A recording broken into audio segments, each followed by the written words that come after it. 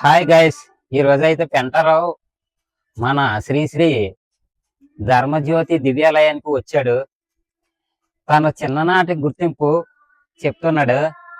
తనకి బాబా అంటే బాగా చిన్ననాటి భక్తుడు. సో తను చిన్ననాటి తనం నుంచి ఇక్కడ స్కూల్ టైం అయిపోయేసరికి ఇక్కడ గుడికి వచ్చేవాడు. ఈ దివ్యాలయానికి వచ్చి తను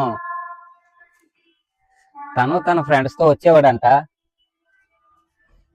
తనకి మాటలు రాకపోయినా సైకిల్ తో చెప్పడంతో నేను తనకి వివరించడం జరుగుతుంది. తెలుసు కదా, పెంటరావు పరిగెట్టుకుంటూ వచ్చి ఆ కొండపైకి వచ్చేవాడంట. ఓకే, అలాగే ఇక్కడ పార్క్ చూసారు కదా.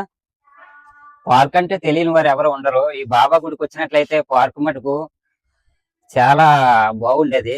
ఇప్పుడు అంటే పార్క్ అని అలాగా డెవలప్ చిన్న చిన్నది చేయక ఆపేశారు.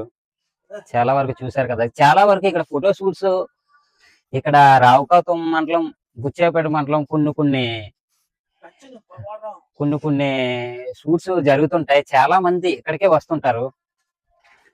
అలాగే ఇది చూసారు కదా, ఇది ఆయుర్వేద మందులు ఇచ్చేవారంట. ఇక్కడైతే చాలా వరకు ఆయుర్వేదిక్ సంబంధించిన మందులు ఇవ్వడం జరిగేదంట. బాబా గారు ఆ టైంలో ఇక్కడ వైద్యకి సంబంధించిన మందులు ఇక్కడ రెడీ చేసేవారంట. తనకి చిన్ననాటి గుర్తింపులు తెలుసు కాబట్టిగా ఇవన్నీ చెప్పగలుగుతున్నాడు. ఓకే, చూశారు కదా. మందులు అవి ఇచ్చేవారు అని చెప్తున్నాడు. కొన్ని ఓకే, ఆయుర్వేదిక్ మొక్కలు అని చెప్తున్నాడు. బ్యూటీషియన్ సంబంధించినవి అని కూడా చెప్తున్నాడు. ఇక్కడ సాంబశివరావు అనే దంపతులు నర్సీపట్నం నిర్మాణం చేశారు. చూశారు కదా.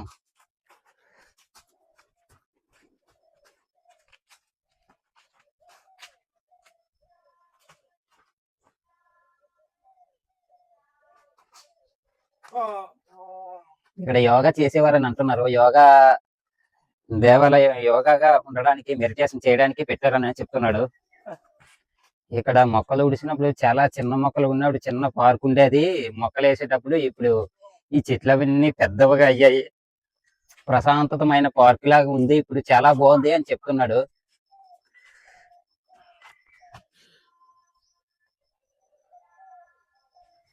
Okay guys, thank you.